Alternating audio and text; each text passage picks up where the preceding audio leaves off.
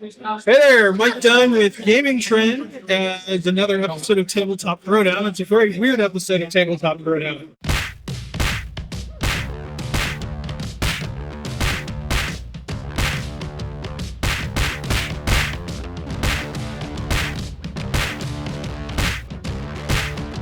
We are at the Colorado Springs Board Game Club annual Extra Life 24 hours of gaming event for the Extra Life charity for the Children's Hospital of Denver.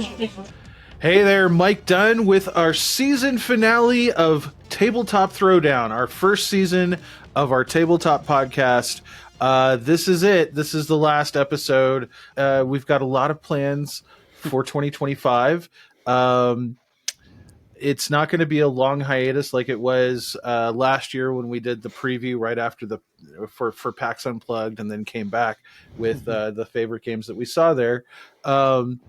It's going to be January. We will be back in January. We've got a bunch of guests that are we're in the process of scheduling. A lot of people in the industry, a lot of designers, a lot of publisher reps, just a lot of cool people in general have agreed to appear with us next year, and I'm really, really excited. And I hope that you come back.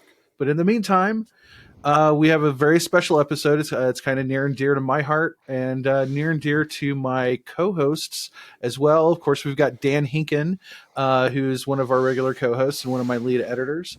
And first appearance for Chris Wyman, who is our new tabletop news editor and one of our video producers. So welcome, Chris. It's I probably need to explain why you're here. Thank you. Yeah. So basically, last month at the first weekend in November, we had a special event that Gamingtrend was a sponsor of. But not only that, all three of us are proud members of the Colorado Springs Board Game Club, which holds this event every year. And that event is Extra Life, which is 24 hours of gaming to benefit children's hospitals. Specifically in our case, because we're in Colorado Springs, is the Children's Hospital of Denver. Now, we have mentioned this before. We had an episode a few weeks back with Ammon Anderson, who graciously donated a signed copy of his game Gnome Hollow to the cause. But I feel like I'm getting ahead of myself a little bit. Let's kind of lay the groundwork of what we're talking about, because I think this is something that Dan and Chris, you two and I have like experienced for years. Chris, much longer. And it's kind of mind boggling the first time you hear about it. It was at least the first time I heard about it. But yeah, the reason why we have Chris on is because Chris is not only a member of our staff here at Gamingtrend, but he is also one of the planning committee members, probably the longest standing planning committee member that we have on staff. Full disclosure, I'm a planning committee member as well. But I wanted him to come on this episode so that we could talk a little bit about the history of this awesome community of gamers that I was lucky to stumble upon a few years ago here in Colorado Springs. Chris, why don't you tell us about the Colorado Springs Board Game Club? We're a collection of gamers that meet every Saturday currently at Dungeons and Javas. We usually start around 2 o'clock, but that varies, and we play all kinds of games. We play social deduction all the way to heavy Euros to big groups of werewolf, and yeah, we're just people who love games. Yeah, Dungeons and Javas is a local game store here in Colorado Springs. How many locations have you guys been at before this one? This is the third physical location. We were originally at Enchanted Realms, and then they moved locations, and then we moved from there to Dungeons and Javas. Very nice, very nice. Now, Dan, when did you first stumble upon the Colorado Springs Board Game Club? I would say I came in probably post pandemic. I kind of stumbled into my love of board games because I was spending way too much time on the computer digitally during quarantine, and I was just looking for kind of an off camera, off anything digital way to kind of just enjoy myself. And so I was playing a lot of solo gaming. That's where I found Arkham Horror, and some of those. But I really wanted to find some other people to play with. And so once things started opening up, I looked and I found out about the board game club. After I'd done a couple things with Dungeons and Javas, just found out about it and really just came in and just they're very welcoming. People were just asking if I wanted to play a game. I got introduced to lots of games through that, but I remember that very first day playing Sagrada for the first time, and just really enjoying kind of that abstract and seeing just some of the things that people were pulling off the shelves. And yeah, since then it's just been amazing to be able to show up on a Saturday, bring a few games in, and sometimes I don't even play any of the games that I bring because other people have got some great things. And it's how I eventually met Mike here. We were playing I think it was Court of the Dead. Was that the game Oh my that we gosh, played? that was it was yeah. like we were just playing some of that. I got to meet Mike and found out about Gamingtrend, and that's the rest is history for that. But it's just been an amazing place. That I've met some great people, ins and outs, played lots of different games, and just it's a good part of the Saturday. And if I have nothing planned on a Saturday, I usually am trying to schedule it and basically say, hey, I'm going to the shop, but we're not planning anything on that day, so that's good. Yeah, I'd have to say that I think definitively, if it weren't for the Colorado Springs Board Game Club, the tabletop side of Gamingtrend probably wouldn't be anywhere near what it is now. No. When I took over tabletop, I guess 6-7 years ago, I was still living in Austin. I had a small gaming group, but I didn't really go to any of the local game stores because like they were always full, and it always seemed like there was no more space. And I had people I was playing games with, but I was having a really hard time trying to find more people to join the team. And then, of course, what do I do then? I move. So, like, all the groundwork that I had laid in Austin right after I took over tabletop was just thrown out the window. We moved to Colorado. And for the first, see, we moved in the summer of 2019. So like the latter half of 2019, I had started going to a local game store here in town called Gamers Haven. Mm-hmm. And I tried to start like a gaming night. I'd bring in like new games that I'd just gotten from a convention or something, and try to entice people. I put like bulletins up on the wall looking for people to join the team, and nothing really ever gained traction. And then the pandemic hit. And I don't want to go too far down that rabbit hole because that's definitely something we've kind of all blocked that out of our collective Mm-hmm. memories as much as we can. But as we were coming out of the like main quarantine kind of time period of that, and some of us started kind of poking our heads out, like, is it safe? Can we play some games again? It was actually really strange. My son, who was living with us at the time, had just kind of randomly gone into Dungeons and Javas, which I believe had just opened right after the pandemic or even during the pandemic. Probably not the best time to open up a new business, especially one that requires you to be there in person, but somehow they pulled it off.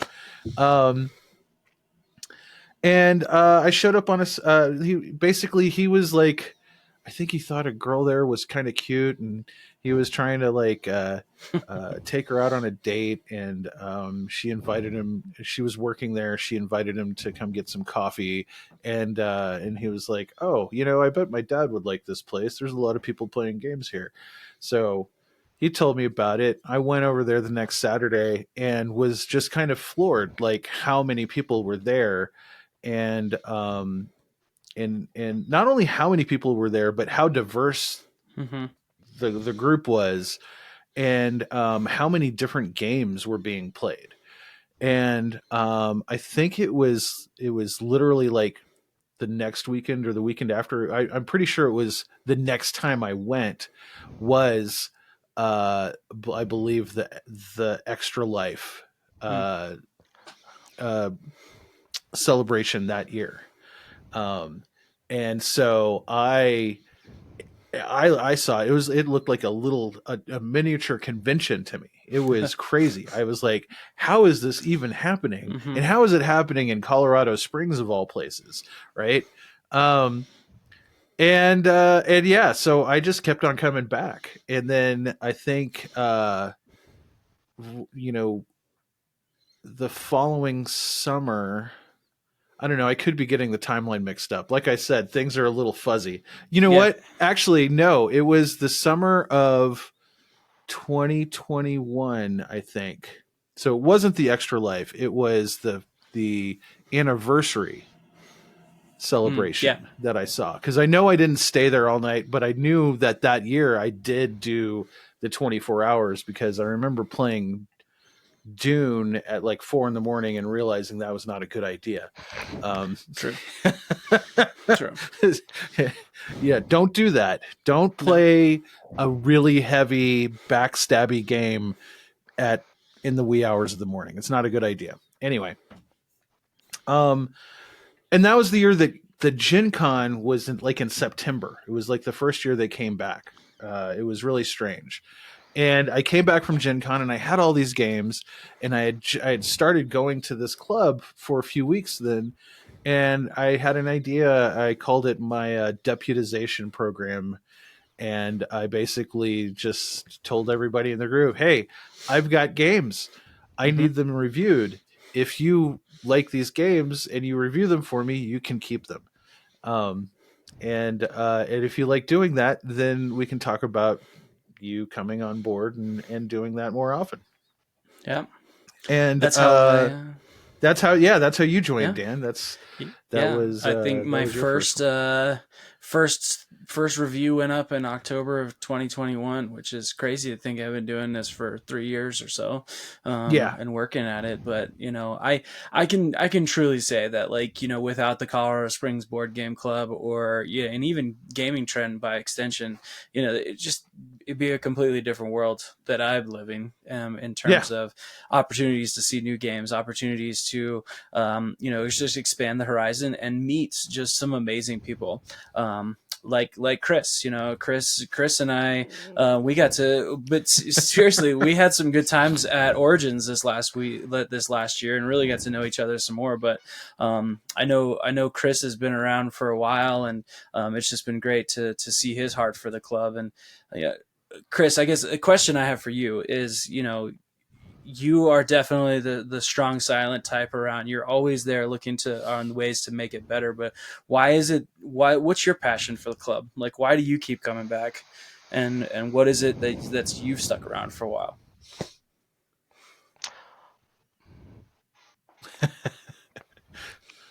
I don't think anyone's ever asked me that before. Yeah. I think it's kind of cliche, but I think the answer is the people. I literally happened to walk into the original location, I want to say 8 years ago, and walked into the club and went, "Oh my God, there's so many people playing board games. This exists." I had a similar experience, and then Mm-hmm. I just remember Safe being so friendly, and other people. Odie had since moved, but Kirk is still there. Actually, no, Kirk is, yeah. Kirk just they were just very welcoming, and it enticed me to come back, and I just kept doing that. And as they were working on things like Extra Life, I just wanted to help out, and it kind of snowballed from there. Yeah, no, that's yeah, snowball. That's a good word for it. Yeah, basically, like once I decided I am coming here every Saturday, hell or high water, because suddenly I started playing more games than I'd ever played, with more people than I'd ever played them with. Um, and I mean, we're talking about a group of people of like varying ages, varying, backgrounds. Um, like you wouldn't even know, like there was no talk of politics. There was no, it was all just games, man, games. And it was a beautiful, beautiful thing. And I recognized it pretty quickly. And and I was like, this is a big deal. I want to be a part of this. And I was actually very honored when, I believe it was when Safe, who is one of the founding members, and we actually have an interview with him and David McKeon, Safe Brewster and David McKeon. Um, and we're going to show that here in a minute. But um, I believe it was Safe that was moving away, and maybe one other person was moving away, and so you guys approached me, and I believe a couple of other people about joining the planning committee, which is the group within the group that kind of helps organize a lot of these things and kind of helps maintain visibility for the group, and talks with the owners of the local game stores that they're showing up at the time. And just generally just kind of making sure that the group, that the club is as welcoming and prosperous as it can be. And I thought like that was something that I really wanted to do, and I was really, really honored to be asked to do that. Um, and I guess I should probably mention why. Probably one of the reasons why I was asked to do that is because Gamingtrend did get involved with the fundraising aspect. Because one of the biggest fundraising components that the club has is people donate used games, sometimes new games they haven't played yet, games that maybe sat on their shelf of shame for a little too long, and they lost interest in it. I know that's been some of mine. um, Definitely some of mine. yes. Uh, but one of the things about Gamingtrend is that we do get a lot of game product from publishers, and after we review them, we don't always have room to store them, or it might not even be something that we want to hang on to. And instead of like, I feel like selling those games is kind of ethically questionable, since we got them free from publishers. And the Colorado Springs Board Game Club actually presented a very, very perfect kind of outlet for those games, that we could cycle in and actually get those games in other players' hands through this raffling process. So I've been doubly thankful for that, right? Because that's been a great thing, and it's it's been good for Gamingtrend as well. So Yeah.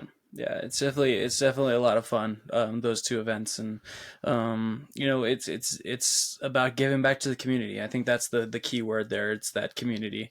We're taking care of each other by having fun and welcoming people. I mean, every week there's new people coming up and looking a little lost, but there's always somebody that's ready to jump up and say, "Hey, you looking for a game?" And trying to get them in as quickly as possible, because that's the last thing you want is people just putting their hands in their pockets and shuffling their feet on the sidelines. So there's people who are always ready for a quick game, something that'll get them running before there's something a little bit meatier that's been playing. Even Saturday we were playing with a bunch of different people. We had people in and out of the games that we were playing, and we played a couple things that took longer, but it's just I don't know. It's just different. And I keep hearing people keep saying like there's just they don't hear things like it. And I know that there are other board game clubs around, but I do have to say that it's something special that we found and that we get to be a part of, for sure. Absolutely. Yeah. So Chris, actually let's cut over to that interview with Safe Brewer and Dave McEwen real quick, and then let's talk a little bit about the history of the club. Okay, so we've got Dave McEwen and Safe Brewer, probably the two longest standing members of the Colorado Springs Board Game Club. I don't think there's anyone left that started it. Am I right? Well, I mean, Mike Case is here certainly more often than I am since I moved, but there's not a lot of people probably before David. Right on. So how long has the Colorado Springs Board Game Club been in existence? I don't have the exact date, but late July 2013 was the first Reddit meetup. I came to the third one, so I moved to Colorado Springs August 8th, 2013, and went on Reddit to find out what to do, moving to a new state and a new city and not knowing anybody, and found the board game meetup on their third ever event. I think there were 10 of us that day, and of those original, most like 6-7 of them kind of fizzled out within the first few months and didn't come back, but just sort of built from there and kept getting more and more people and had a great time. That's right. We had the club had its 10th anniversary last year, right? Sounds right. Yeah. Yep. And David, how long has the club been doing the Extra Life fundraising? Yeah, we've been doing the Extra Life fundraiser since around the first anniversary of the club forming. That's when some of the founding members started talking about doing that, and this would be our 11th Extra Life 24-hour board game marathon. Nice. And that started, I think, pretty organically. Somebody had heard about the charity and just said, hey, instead of video games, could we do board games? And felt like a good reason to play a lot of board games in a night and raise some money for a great cause. Heck yeah. And just slowly grew. And then we, between that and an anniversary party, kind of found out that we really enjoyed doing these big events and raising money for causes. So. Nice. Now you say you went from like 10 people to start. Now, on any given Saturday, there's probably at least like 40 people here, right? And our high mark was right before COVID. We were pushing 50 to 60 people for an everyday Saturday. Extra Life the year before COVID, we had something like 120 people show up throughout the day, and at least 70 to 80 were there through most of it. Yeah. Excellent. So, and Safe, you don't actually live here anymore. You're just coming back and visiting, right? Yeah. Sadly, I'm happily moved to Michigan, where I'm happy to be there, but definitely miss the board game club. Michigan, Detroit area does not have anything like the Colorado Springs Board Game Club right now. So that's been a little sad for me, but came back to be here for Extra Life and see some old friends and play games. So I have been absent for the last 3 years, sadly. We joke that it's like Fight Club, where there's different branches of the Colorado Springs Board Game Club popping up in Augusta, Georgia, Detroit, Michigan, Washington, D.C., Hawaii. as people have moved over the years. And then they all fly back here for the winter. We try to. Awesome. Well, this is a great thing you guys helped start. We're doing this this weekend. We've already raised about $1,500 today. That's awesome. And I believe average per year has been around like 5,000 per year. And now it's gone above that. Yep. Our high mark was the year or two before COVID. We had 10 or 11,000. Yeah, 11,000 we one year. definitely beat the 10,000 mark. I think maybe twice. Yeah. But yeah, the first year I think it was in the hundreds, and then it broke 1,000. And then 5,000 seemed unattainable and got there. I think every year we've organized it a little bit more. The raffles were a bit wild early on, and now it's a finely tuned machine. Yeah. Yes, indeed. Well, I know I personally appreciate what you guys have done. This club has become a big part of my life, and it's cool to see this go on so long and do so much good in the world. So thank you for your part in that.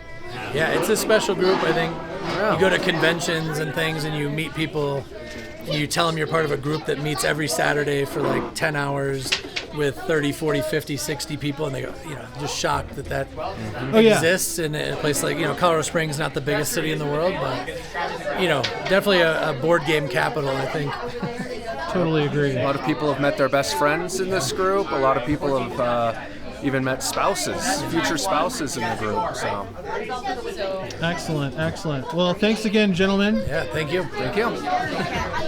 Okay, so that was David and Safe. I believe Safe was one of the founding members of the club. From what I understand, David joined shortly thereafter, and then you were, I don't know how long after that. Year 3, I think. I'm not 100% sure on that. But yeah, like it's clear. Like, I mean, Safe hasn't been there for 3 years, right? But every year, I think every year he's come back. And he lives in Milwaukee now. No, he's in Michigan. I believe he's Michigan. Oh yeah. All right. It's one of those M places, know. But I think just his dedication and coming back for that reason, like, kind of speaks to how strong of a bond this club has with the people, with its members, and it's again, like, it's just kind of amazing. It's nothing short of amazing. It's just such a great group of people. Mark flew back this year too, didn't he? That's right. Yep. Well, I mean, technically he had a work trip like the week before. And I get, he crashed on my couch. I think he crashed for like all of 2 hours before he drove back up and then crashed in his hotel room. But yeah, it was very convenient for him. But he's come back before. He's come back before. Yes, Yeah. Yeah. Yeah. Yeah. Not to slight Mark any. No. Well, it was good to see him too. Yeah. No, it's good. So we have these 2 events that we run every year, and the goal of that is, one, to celebrate the club, but it's also to raise money for charity. But there's lots of different ways that we do that throughout the event. Chris, can you talk a little bit about like what are some of the unique ways that we try to raise money for charity throughout these events? Well, the big one probably is the most unique is the raffles. Our community is great. Gamingtrend is great. We get donations that we're able to find new homes for. We do our best to just make those worth it and add back to the community. In the summer, when we do our anniversary event, I believe this was originally Safe's idea. I'm not sure where he got it, but we do a bid for color priority. And if someone wants to own, say, the color blue, and always have blue playing at any of our events, if they have the highest bid, they get ranked number 1 or number 2 if they're second place. And that donates a lot of money. People, I will admit, I was very wrong the first year we did it. I was like, oh, people aren't gonna want their color. I was, incorrect. Some, Yeah, I we know. had I know. somebody. I've dropped a bit on my color preference the last few years. Yeah, yeah. We had somebody. We were playing a game the other day where it was between blue and black, and he had color priority on both, and so he had to decide which one he was going to give over. I was like, oh man, how much did you spend on color priority one on both of those? That's crazy. Right. So I think part of it is just the ability to pull out the button and say, "This is mine." Yeah. Yep. yeah, it is a lot of fun. And then there's so one of the things. It's not my favorite thing in the world because I don't always do the social deduction stuff, but we kind of cap the nights off every night with a game of werewolf if there's enough people. But the werewolf at those two events is nuts. It's insane. Yeah. So talk a little bit about those games because that's you can actually buy things to help with those. David McEwen has been running our charity werewolf, and he puts a lot of work into. Oh, how would I do not know how to describe them. I would say it's managed chaos Yeah. because you can Thinly buy, managed chaos. you can buy extra artifacts, extra lives, especially an extra life, Special roles. special roles, and they are a lot of fun if you lean into the chaos of just kind of seeing what happens. And some of our really interesting werewolf stories have come down to in those games of just watching special roles do their best to survive in a game as just everything's going on. Yeah. Yeah. Mark's not here to defend himself, but I will say one of my favorite moments from one of those was Mark and I are very similar in a lot of the things that we like to play, and it's usually chunky Euro games, things with strategy, not a lot of that social interaction of those things. I mean, social interaction, but not the social deduction or those things. But we got him to actually play werewolf, and everybody knew that was a special moment, and they did everything in their power to make sure that he did not get kicked out of the game. Yes. And so he was miserable for a good 2 hours almost because those games were crazy, and we just were peppering him because I was out in like 15 minutes, and it was just it was so funny just torturing him. I remember that it was literally, I think he was moving like the next weekend. Yeah. And so I was like, no, come on, you got to play werewolf. You got to play it once before you leave. And he got talked into it and he regretted it. Yes. Yes. He actually played again this year, by the way. Oh, yeah. Yep. We kind of shared in each other's misery. Yeah. Yeah, it was a particularly chaotic session, though, if I recall. Actually, Chris, you did something really wacky to David, didn't you? I don't remember. Yeah, no, it was the thing. Was that you? Was that you? Where you basically took over the moderator? Oh no, that was somebody else. That was somebody we somehow moderator got changed in that game. No, it was Fran. It was Fran. Fran became moderator. Yeah. That's the kind of chaos David McEwen is very proud of. Yeah.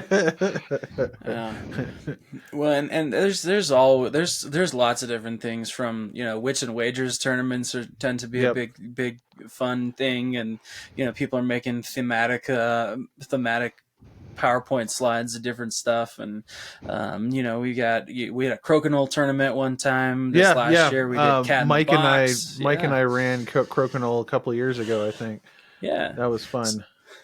Yeah, it's just good community, man. It's just so much fun just to be around it. So this year we actually had 3 specially donated packs. I've already mentioned one, which was a signed copy of Gnome Hollow by Ammon Anderson.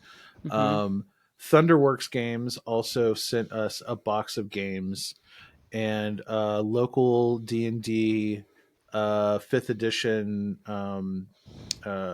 adventure creators, GUI Cube, donated this huge box set of their Darkenhaven city setting, which we will actually have a review up in the new year of that. So definitely keep your eyes peeled for that because it's super cool. But this was actually something new that that Gamingtrend was able to kind of help out with because we go to all these conventions every year, and as I've gotten to know like some industry folks a little bit better, I kind of brag on Colorado Springs Board Game Club and how awesome it is, right? Because like everybody wants a club like this, like especially everybody at these conventions, they wish they could have this, and I'm like, no, you gotta maybe make your own, like, but I mentioned how we raise money for charity, and I've had several of them say to me, let me know when you do that, and we'll send you guys some product, and we'll do something special. And so that happened this year for the first time, and I actually got them to record some greetings for the club, and I'm gonna share that with our audience right now. It's 3 greetings. I'm gonna just put them right back to back. The first one is Ammon Anderson, who donated a copy of Gnome Hollow that he autographed. The second one is from Keith Macheka from Thunderworks Games, talking about the bundle that they sent. And the third one was Alphinius Goo and Camera Mandy from GUI Cube. So take a look at those real quick.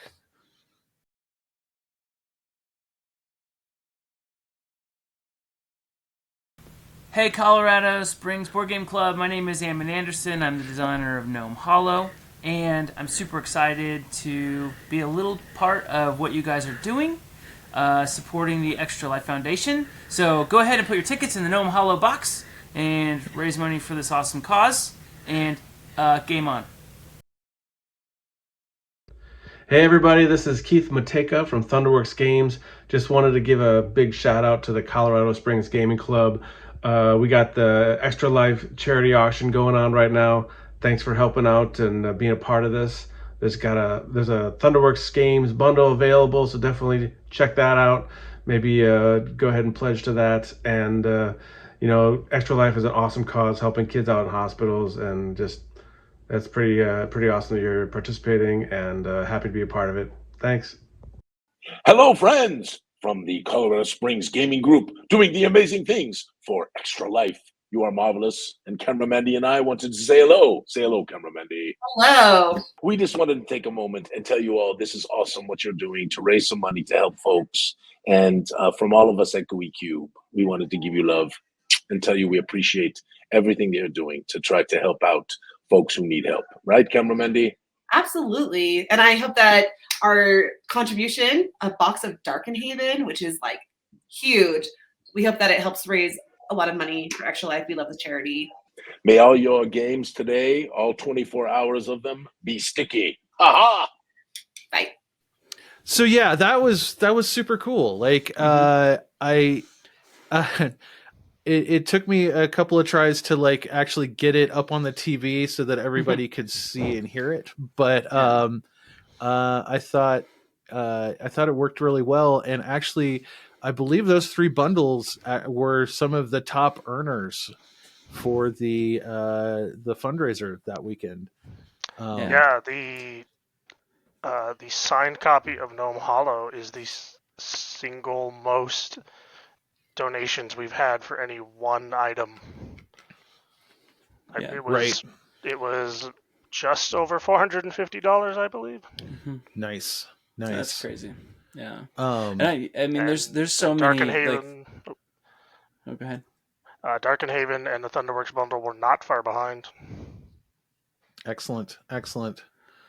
Yeah. I think it's just it's great. Again, that we had some other people throughout the year, maybe throwing us stuff. I know T over at Hachette usually throws us some stuff and says, "Hey, just throw this into the auction." And Ryan Matthew at Envyborn Games threw some stuff at us as well with Confusing Lands.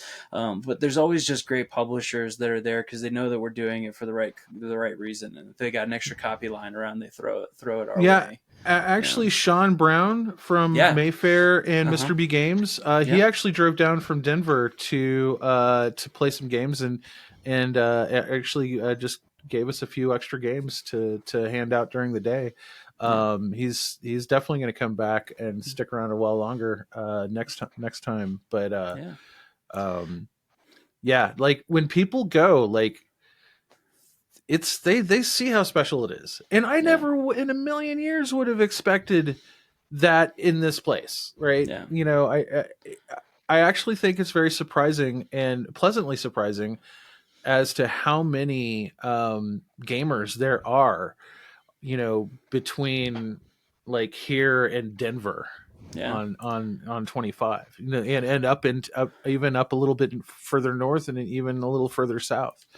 There's something about Colorado. I think we live in a content-rich environment. We have lots of great, like, friendly local game stores and people who are here helping to promote the hobby.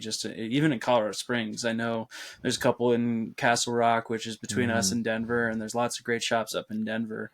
But we just have a lot of really great things going for us. And so I would say for those of you guys out there that are looking for something like this, you just got to start by playing games in a public space and see if you can get advertised. And the biggest thing is being welcoming and trying to attract all different types of people. Like we said, we've got people who are kids and teenagers all the way up to elderly and couples just wandering through looking at board games that come and hang out. But I think it's something special, and I think it's something that we all really need, because if we stick to our own homes and just that solo stuff or behind a screen, we're never going to find that community. And for some people, this is the community that they have. This is where they feel safe. And this is the only place that they truly feel safe to come out and interact with people, which I think is pretty special as well. Agreed. Now, Chris, this was the 11th Extra Life event, correct? It's either the 10th or the 11th. This was the 11th anniversary of the club. How much money would you say the club has raised for Extra Life since they started doing this? Off the top of my head, I believe we're over 50,000, and I don't remember what we added to it exactly this year, but we're pretty proud that over approximately 10 years that we've been able to raise $50,000. Yeah, that's pretty amazing. If I recall, I think we made somewhere north of 7,000 for the year, which is pretty good. Like, I believe when David and Safe were talking, they were saying it was they averaged about 5,000 a year, and they've gone over that. But yeah, no, it's always amazing to me. It just there's so much goodwill, there's so much good vibes, even on a regular Saturday. But like at one of the events, it's like turn it up to 11. And I remember, I mentioned that Dune game, but like right before the Dune game, I did something that I hadn't done before, and I was like, that's brilliant. I think we were playing, we mashed together Telestrations and Cards Against Humanity to very humorous effect. Definitely something for when the kiddos are not around. What would you say is like the wackiest thing that's happened on one of the 24-hour events? That's pretty close. I mean, I've seen 4 a.m. like Secret Hitler, where Yep. people forget that they're on the bad team halfway through the game. I may have been that person. This year, I was amazed to see how well people did 2 a.m. puzzles. I was really impressed by people being able to do that. I thought that was pretty smart. That was a good idea that Danielle had.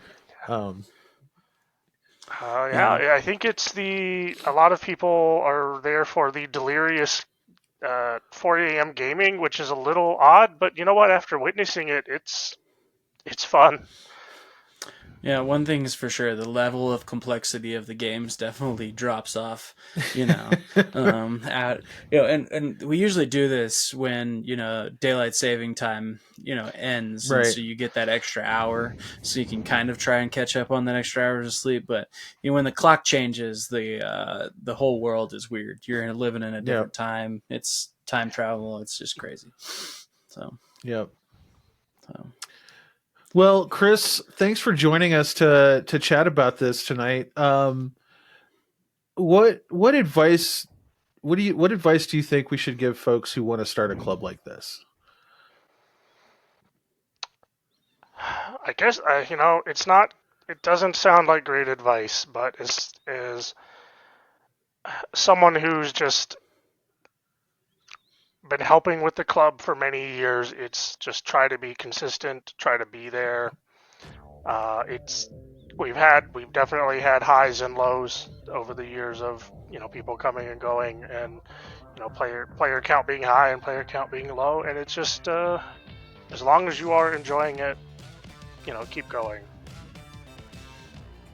Nice, very nice. Yeah, I would add to that. Find a good local game store that will support this too. Mm-hmm. I think that's been a huge part of it, because Dungeons and Javas has embraced the club so well. Mm-hmm. We can't forget about that. And then of course, Mike Case, who is no longer as active a member, but still helps us, in terms of like the technical side of things, like managing the website and that sort of thing. It's important to kind of have that digital footprint, that presence, that persistent presence that people can like look to and use as a goalpost. But yeah, it's pretty cool. It's pretty cool. Well, Chris, thanks again. We're going to wrap this up. Again, this is the final episode of the season. It's been a wild year. We've done a lot of experimentation this year with the podcast. I feel like we're going to take some of the lessons that we learned and we're going to try to like refine it and make it even better next year. We've got a lot of plans for Gamingtrend in 2025. As you may have noticed, that we've been celebrating our 20-year anniversary this year, and basically 2025 we're gonna show you what we've got in mind for the next 20 years. Mm-hmm. So definitely keep your eyes peeled. We're shooting for like a mid-January launch for season 2 of Tabletop Throwdown. We're going to keep on bringing in the guests and having the great conversations that we've been having. I think we've finally figured out the formula that I think works for us, and we're going to lean heavy into it. So we will see you next year. Thanks, everybody. See you guys.